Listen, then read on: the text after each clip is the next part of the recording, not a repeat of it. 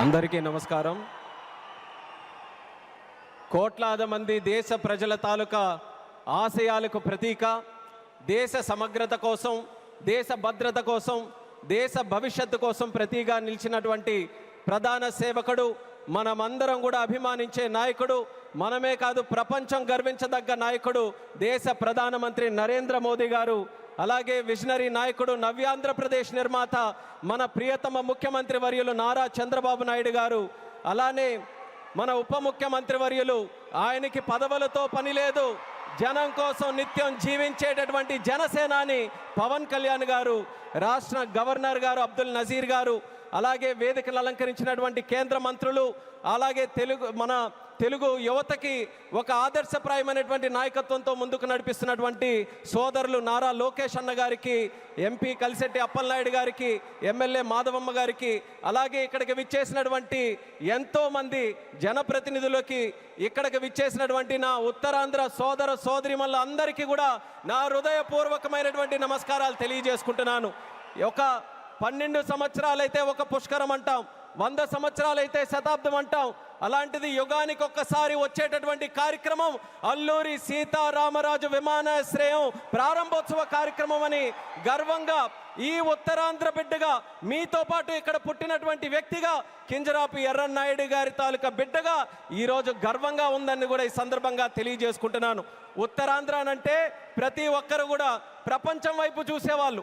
మనకి పని కావాలన్నా, మనకి ఏ అవకాశం కావాలన్నా, మనకి పొట్ట గడవాలన్నా, ఏ కార్యక్రమం చేయాలన్నా సరే ఉత్తరాంధ్ర అంతా కూడా ప్రపంచం వైపు చూసేది. కానీ ఈరోజు మన భోగాపురం ఎయిర్పోర్ట్ చూసిన తర్వాత ప్రపంచం ఉత్తరాంధ్ర వైపు చూస్తుందన్నది గర్వంగా మన అందరం కూడా తెలియజేసుకోవాలి.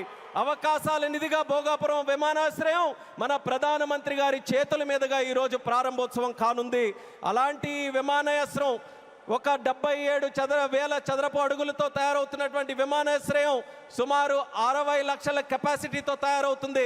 ఎంఆర్ఓ కానీ ఎంతోమంది యువతీ యువకులకి ఉద్యోగాలు ఇచ్చే అవకాశం ఇక్కడ కలగబోతుంది.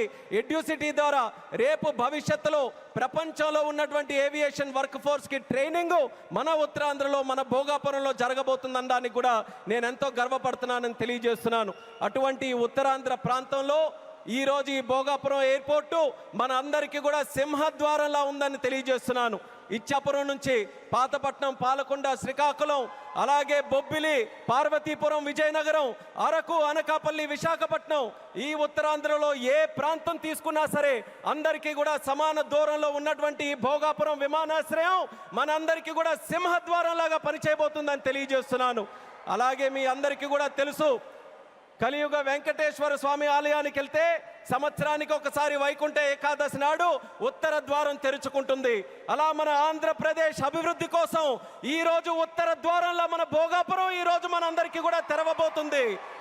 ఎంతో కాలం నుంచి ఎదురు చూపులు చూసాం మన ఉత్తరాంధ్రలో. ఆఖరికి గతంలో మీరు చూసుకుంటే కొంతమంది నాయకులు దీన్ని కించపరుస్తూ, విమర్శిస్తూ, ఈ ప్రాంతాన్ని కించపరుస్తూ ఎయిర్ బస్సు కూడా తిరగని ప్రాంతమని వెక్కిలి నవ్వులు నడిచారు. ఈరోజు వాళ్ళకి కళ్ళు తెరిచి చూడమంటున్నా ఎయిర్ బస్సులు దిగే ప్రాంతంగా ఉత్తరాంధ్ర మారింది. ఈరోజు ఎలక్ట్రిక్ బస్సులు వచ్చే ప్రాంతంగా ఉంది. రేపు పెద్ద పెద్ద కంపెనీలనంటే దేశంలో ఉన్న కంపెనీలు కాదు, అంతర్జాతీయంగా ఉన్న కంపెనీలన్నీ కూడా మన భారతదేశంలో, మన ఆంధ్రప్రదేశ్లో, మన ఉత్తరాంధ్ర ప్రాంతానికి రాబోతున్నాయి. వాళ్ళ బస్సులు కూడా ఇక్కడే తిరిగి మన యువతీ యువకులకి అన్ని ఉద్యోగ అవకాశాలు కూడా కల్పించబోతున్నాయి.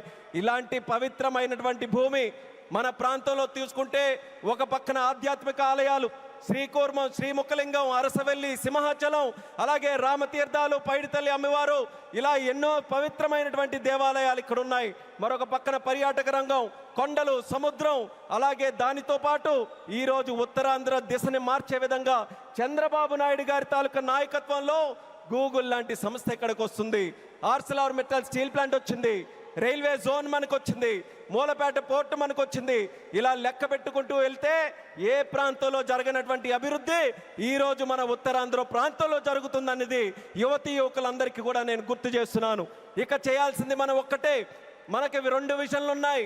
స్వర్ణాంధ్ర విజన్ బై చంద్రబాబు నాయుడు గారు, వికసిత్ భారత్ విజన్ బై నరేంద్ర మోదీ గారు.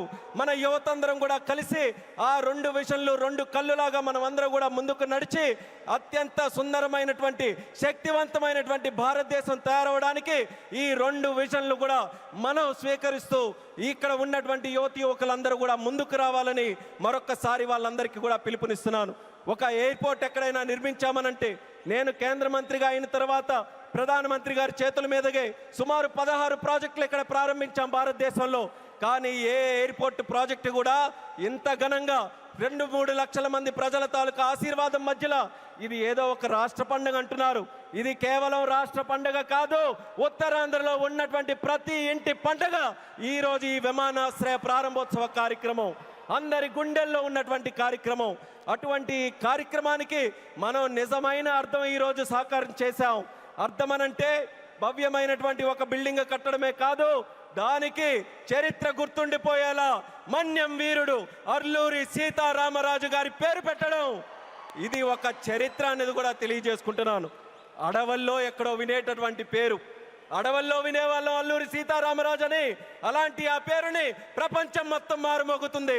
అమెరికా వెళ్ళినా, ఆస్ట్రేలియా వెళ్ళినా ఎక్కడికి వెళ్తున్నారనంటే అల్లూరి సీతారామరాజు గారి తాలూకా గడ్డ విమానాశ్రయానికి మేము వెళ్తున్నామని మన యాత్రికులందరూ కూడా గర్వంగా చెప్పుకునే స్థాయిలో ఈరోజు ఆ పేరును కూడా మన నరేంద్ర మోదీ గారి తాలూకా అధ్యక్షన కేంద్ర ప్రభుత్వం అంగీకరించి ఈరోజు పెట్టింది. ఇంత ఫోకస్ మన ఉత్తరాంధ్రలో పెట్టిన తర్వాత మీ అందరికీ కూడా ఒక్కటే తెలియజేస్తున్నాను, ఇంకా మనం ఎక్కడ కూడా ఆగకుండా ఉత్తరాంధ్రకి కళలకి రెక్కలు వచ్చే విధంగా మనమందరం కూడా ముందుకు వచ్చి ఈ అవకాశాలన్నీ ఎవరి కోసం? ఇవి రాజకీయ అవకాశాలు కాదు, ప్రజల కోసం, యువత కోసం పెట్టినటువంటి అవకాశాలు. ఆ అవకాశాలని మనం అందిపుచ్చుకొని ప్రపంచంలో ఏ ఏ ప్రాంతాల గురించి మనం మాట్లాడతాం, ఇది ఎలా డెవలప్ అయింది, అది అలా డెవలప్ అయిందని బాధ్యత మనం తీసుకుందాం. నాయకులుగా వాళ్ళ తాలూకా నిర్ణయాలను మనకి చెప్పారు, వాళ్ళ మాట నిలబెట్టుకున్నారు, అభివృద్ధి ఎక్కడికి తీసుకొని వచ్చారు.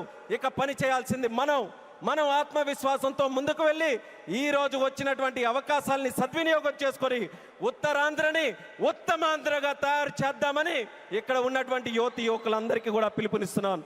అలాగే మన आदरणीय माननीय प्रधानमंत्री जी, आपको फिर से मैं भोगापुर और उत्तरांध्र प्रांत को क्षेत्र को स्वागत करता हूं। मैं इतना इमोशनल हूं आज क्योंकि मैं भी इसी प्रांत से आता हूं। काफ़ी समय से हम सुनते आ रहे, मेरे बचपन से सुनते आ रहे, यहाँ कोई किसी के लिए अवसर नहीं है। उत्तरांध्र से लोग बाहर जाते रहते हैं काम के लिए, पर आपने वादा निभाया।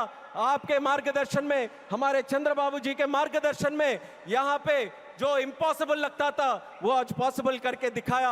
एक गेटवे जैसा विमानाश्रय आज हमने बनाया, हवाई अड्डा बनाया, और उसके साथ ही गूगल जैसे बड़े बड़े जो ग्लोबल इंस्टीट्यूशन है वो सब भी आज विशाखापट्टनम हमारे उत्तरांध्र में आ रहे हैं। ये हमारे सब के लिए, हमारी जो ताकत है यहाँ युवाओं के लिए, ये बहुत बड़े सौभाग्य की बात है।